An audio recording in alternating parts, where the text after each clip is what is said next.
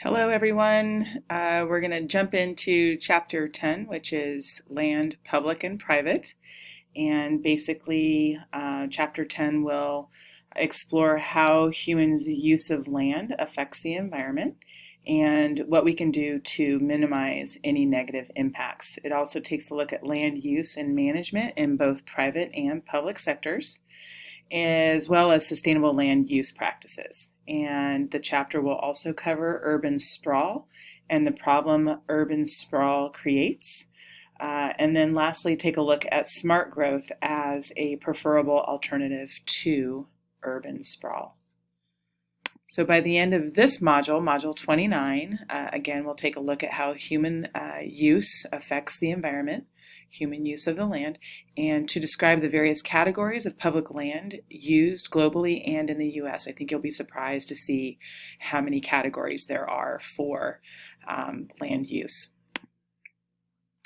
This next slide takes us into the fact that every human use of land is going to alter it in some way from its original formation, and that there's oftentimes hotly debated issues over the way that land will be used and managed, because people will have different views and priorities for why the land should be used the way that they believe it should be used.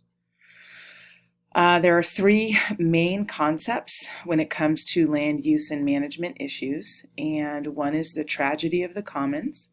The second is the idea of externalities, both positive and negative. And the last one is maximum sustainable yield. And that kind of coincides with some population growth concepts that you've already learned. So we'll come back to that in just a second. But the first, the tragedy of the commons, is basically the tendency of a shared or limited resource to become depleted if it is not regulated in some way. Case in point, the trafula tree in the Lorax. The other commons that were abused in the Lorax were the air, and that's why they were stuffing it into plastic bottles. And another one was the ponds, the fish dying because of the gunk that was ending up in the ponds during the creation of the Thneeds. When many people share a common resource without any kind of management or regulation, it can be overused very quickly, and that's why it's considered a tragedy, because oftentimes the resource will never be restored to its original amount or existence. Here is an example of a tragedy of the commons for land use. You can see from left to right, there's a varying amount of sheep being placed on the property. And so the first one here, use of the commons, is below the carrying capacity of the land. All users are benefiting, and there's no deterioration to the grass or the soil. Remember, that's going to be very unhealthy too if it's overused. So everyone's in benefit here. Okay, and then we move on to this second scenario, and you can see that the sheep are increasing. And so with that, the commons is going to become degraded, which is the land, and the cost of the degradation is going to be incurred by all users. So let's say that the soil deteriorates and it is less able to produce the grass. Well, then we are not going to be able to raise as many animals on that plot of land, which will then become a cost to the ranchers or farmers or whoever are raising those sheep. And then this last one here, unless environmental costs are accounted for and addressed in the use of the land, eventually the land will be unable to support the activity at all. So we actually can get to a point with land that's overgrazed, where it's no longer healthy and cannot sustain any kind of productivity, of grass or any other kind of, plant life, and the land can't be used in any way. So everybody loses in that picture. This next slide covers externalities, and I mentioned that there are both positive and negative. And basically, an externality is the cost or benefit of a good or a service that's not included in the purchase price of the good or the service. So a positive externality might be your neighbors decide to, plant a whole bunch of beautiful flowers, and everybody in the neighborhood that drives by gets to take pleasure in this beautiful addition to your yard. Maybe you've strung up some extra lights so at night it looks really, really pretty, and so everybody gets to enjoy it. And let's say the property value goes up. Well, when the property value of your home goes up, it's also going to raise the property value of all those homes in the vicinity. And therefore, it would be a positive result or benefit from something that you did to your home. A negative externality would be the ones that environmental scientists are actually concerned about, and that's because there can be damage to the environment for which no one bears the cost, and there can be, huge degradation to the environment for this reason. So, a negative externality might be when gas prices go down. Everybody's happy. Hey, gas is cheaper. I'm going to drive further. But the negative externality is that because the price of gas, which is the common, has been lowered, more people start to drive. And maybe they drive even more. And what pollution does that put into the atmosphere? And so all of these kind of extras become negative and very harmful to the environment. Another negative externality would be like bottled water. We go through bottled water like there's no tomorrow, and it's very cheap. It's very inexpensive. So we continue to buy it, and we continue to put all that plastic in our waste sites, and we put it places where it ends up in the ocean. And while the water might be cheap and easy for us to access, there's a lot of negative aspects to the decreased cost of the bottled water. So hopefully that clears it up for you, negative versus positive externalities. This next concept is the maximum sustainable yield, which is the amount of a renewable resource that can be harvested without compromising the future availability of the resource.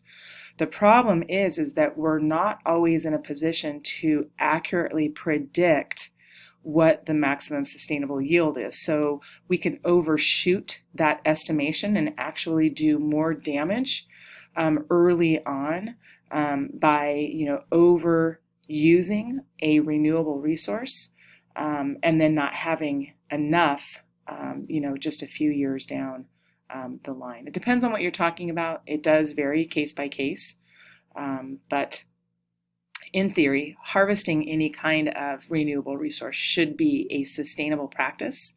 But again, like I said, it's very difficult to calculate or estimate.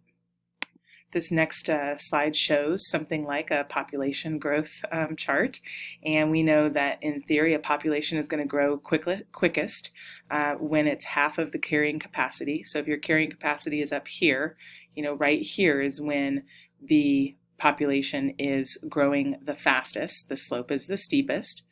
And anyways, this also kind of reinforces this maximum sustainable yield in that, the environment can only provide so much before it basically constrains the growth of a particular population. So every population has a point at which a maximum number of individuals can be harvested sustainably. That point is often reached when the population size is about 1/2 the carrying capacity. So in this vicinity here is where we have to kind of have heads up and be paying attention to what's to come very soon for any population. This next slide is going to show public lands across the globe and how they're classified according to their use. We have terrestrial and marine. Oftentimes we're thinking about land, but we have to also consider the world's oceans, which are in huge danger as we speak. Lots of overuse, and so we'll pay attention to that in some modules to come. International categories of public lands are going to include national parks. I gave you an example of Kruger National Park in South Africa, so I wanted you to know that other places have national parks other than the United States. So Kruger National Park might be something comparable to Yosemite National Park in the state of California. The next one is managed resource protected areas, and these are designated for the sustained use of biological, mineral, and recreational resources. An example would be the Great Smoky Mountains back east. The next one is habitat species management areas, and they're actively managed to maintain biological communities. So we're looking at plant and animal life, fauna and flora. And an example there would be Karelia, Russia. There's also strict nature reserves and wilderness areas. And these are set aside to protect species and ecosystems, and an example would be the Changtang Reserve in China. Protected landscapes and seascapes permit non-destructive use of natural resources while allowing for tourism and recreation. And a place such as Batangas in the Philippines would be a good example of that. And then the last one there are national monuments. So across the globe, when you visit different countries, oh, look at that. It's my family in front of the Arc de Triomphe in Paris. These national monuments are designated to protect unique sites of special natural or cultural interests. Public land use in the United States, about 42% of the land in the U.S. is publicly owned, which means that the rest is owned by much of the rest is owned by the federal government at 25%. And so you can see the different colors here. We don't often hear about the Bureau of Indian Affairs, but that's the federal control over Native Indigenous American lands. The Bureau of Land Management also controls much of the western area. Bureau of Reclamation is going to be all of those areas that are controlled, where water is being controlled by the federal government. Department of Defense, you can see here in Southern California, there are several air bases. We have Area, 51 is it, where the aliens are in Southern Nevada.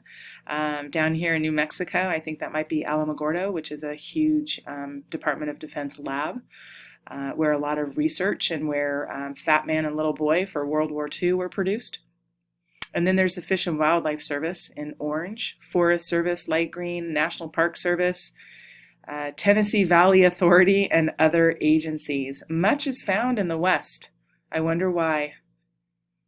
Well, it's very dry out here and oftentimes barren out here. And so these areas were not settled to become large city centers. And so the United States kind of stepped in and took over those areas, reclaimed those areas, and protected those areas for other uses. Public lands in the United States, resource conservation ethic is the belief that people should maximize the use of resources based on the greatest good for everyone involved. And this is an important ethic that should be practiced by politicians, and they should be paying attention to resource and monetary value of lands around our country because they are the ones that are ultimately suggesting laws and such for use and protection of these lands. Multiple use lands, a U.S. classification that's used to designate lands that may be used for recreation, grazing, timber harvesting, and mineral extraction. I told you last time that you want to pay attention to certain policies, laws for the AP exam, and this would be one of them. The Federal Land Policy and Management Act of 1976. It requires that multiple use on public lands. And that every American has a place on public lands, whether it's a hiker, a camper, a cattle rancher, or energy producer. So it's all about fair use. Here's a pie chart where we can see the lands and how they're used in the United States. Primarily grassland and grazing. The next is forest used land, and then 70% is cropland.